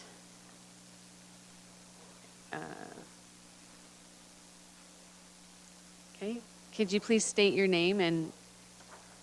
Madam Chair, my name is Rick Vaughn. I live at 31 Grand, right next door. Only question I have is where is the placement of the fence for the rear? And is there going to be a safe walking area for the children between the road and the fence? Because if it's a larger deck, the fence may go further back.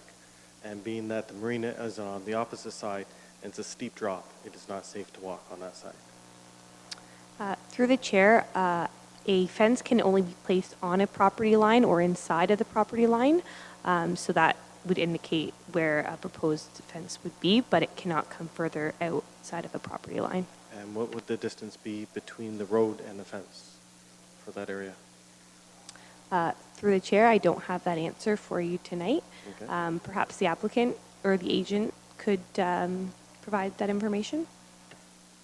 The rear property line goes to the street, like any other property line would.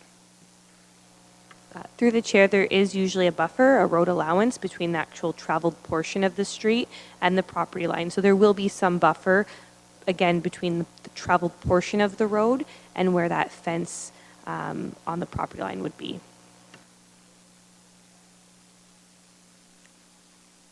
Okay, Dennis? To planning staff, site plan control in effect here?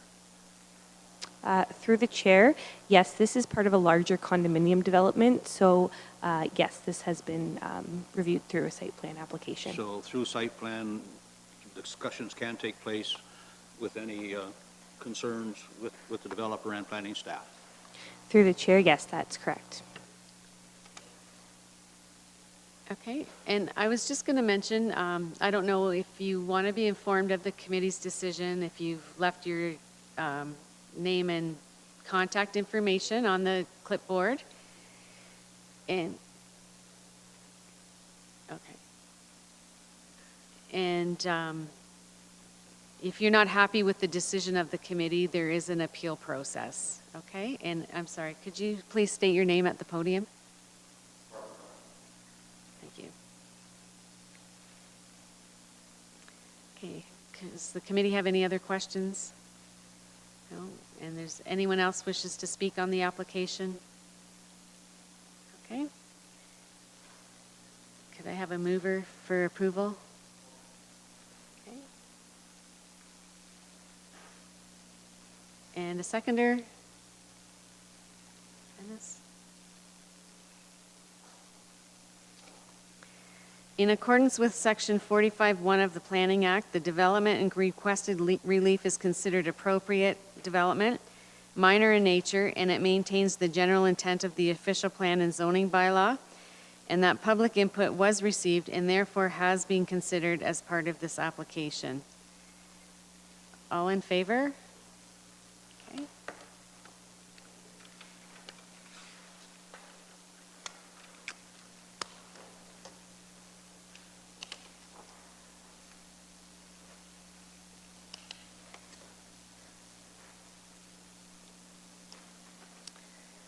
Okay, the next application is for a minor variance, and it's application number ANPL 2019155.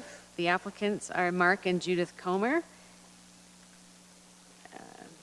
Is there an applicant or agent present?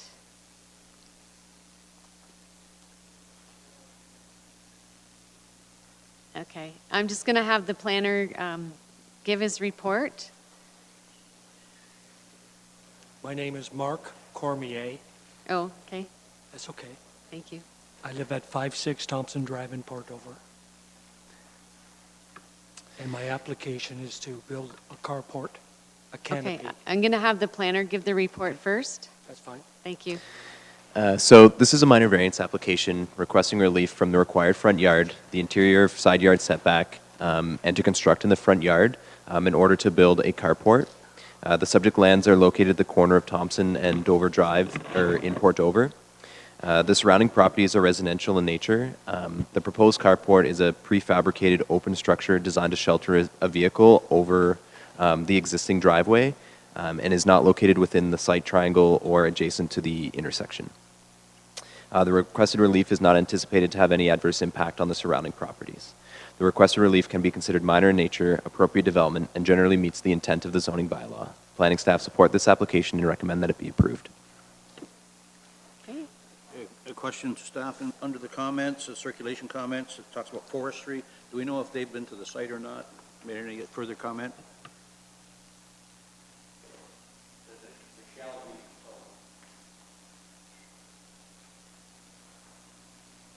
So it's typical of forestry to go to a site if they are going to make a comment. And I believe the nature of that comment was just if that tree was to be damaged, to ensure that forestry was consulted before anything like that was to happen.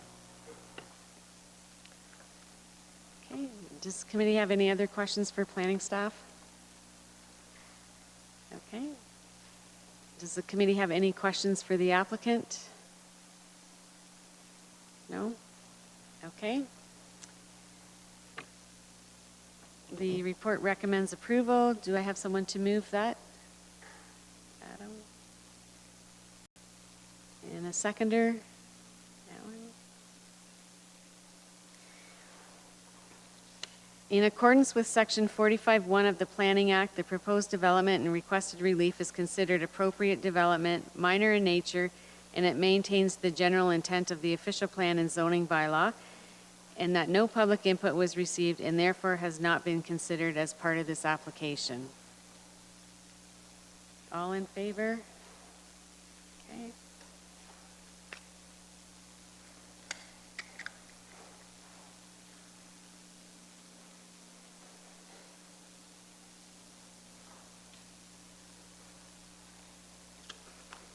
Thank you.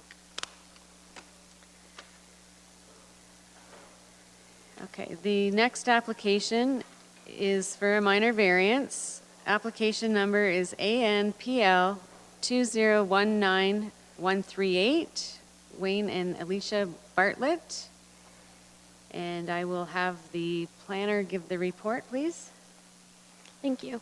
This is a minor variance application. So the applicant is requesting to construct an accessory structure requiring relief of 0.7 meters from the 6 meter maximum permitted building height to allow a height of 6.7 meters.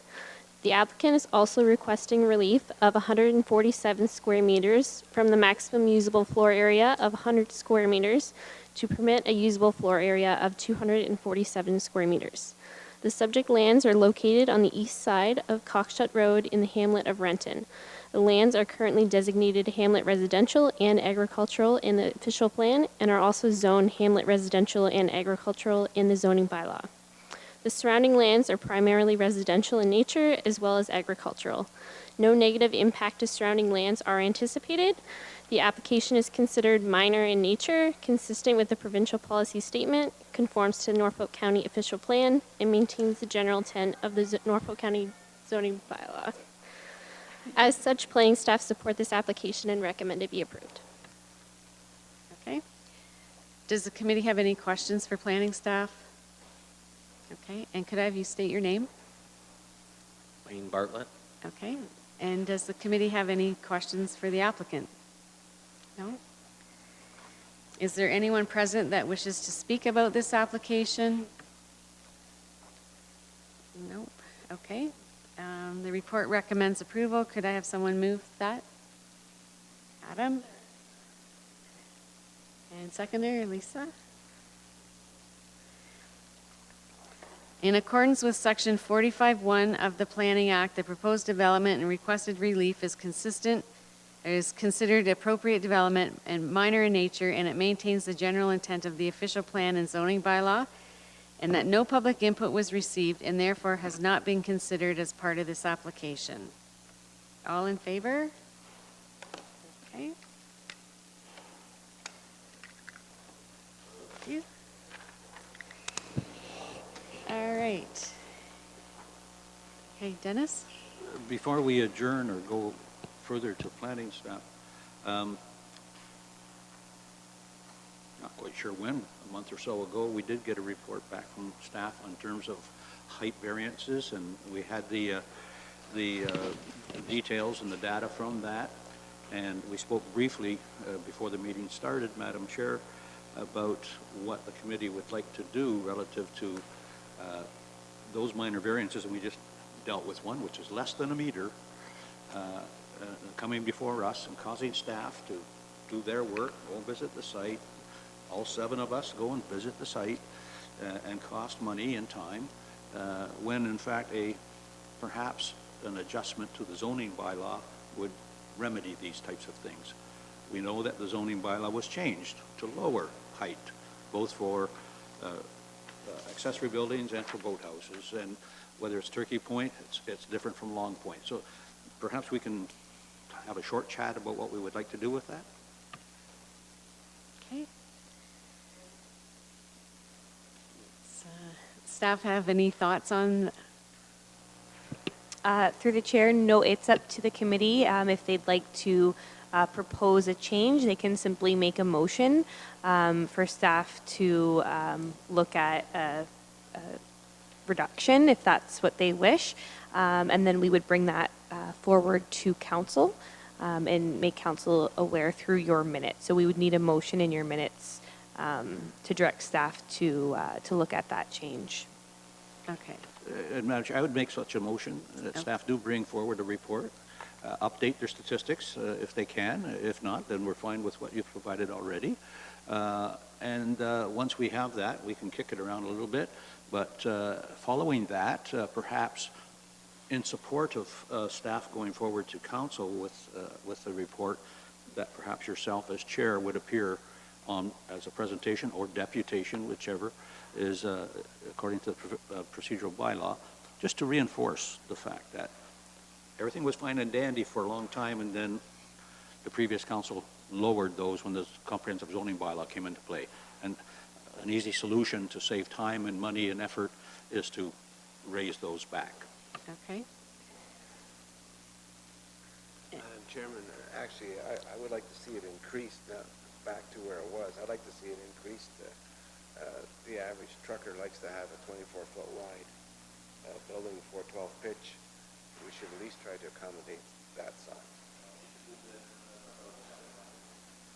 I certainly will. Okay. I certainly will do that. All right, so we have a seconder, Sherry, you've got that? Yep. Okay. Any other comments, questions? Okay, all in favor?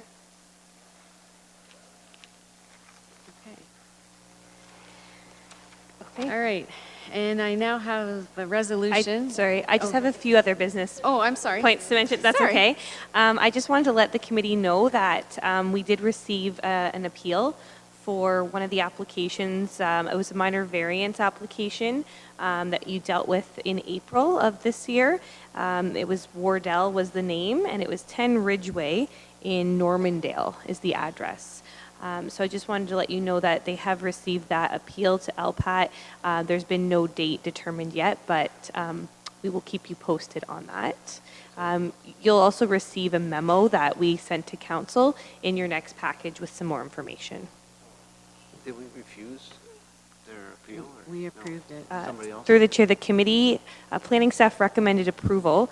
The committee approved the application, and the appeal came in from an abutting property owner. And they can do that. They can do that, can they?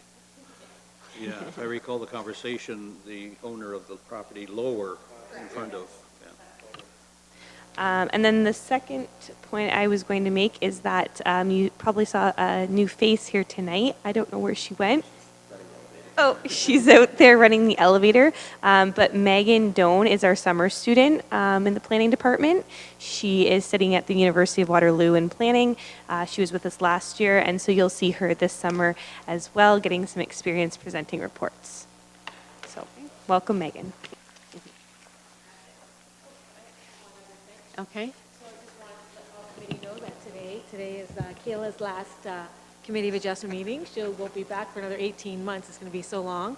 We do appreciate all her hard work and effort. She's been a great asset to our team, and we want to wish her all the best. Yes. All the best. Good luck, yes. Okay.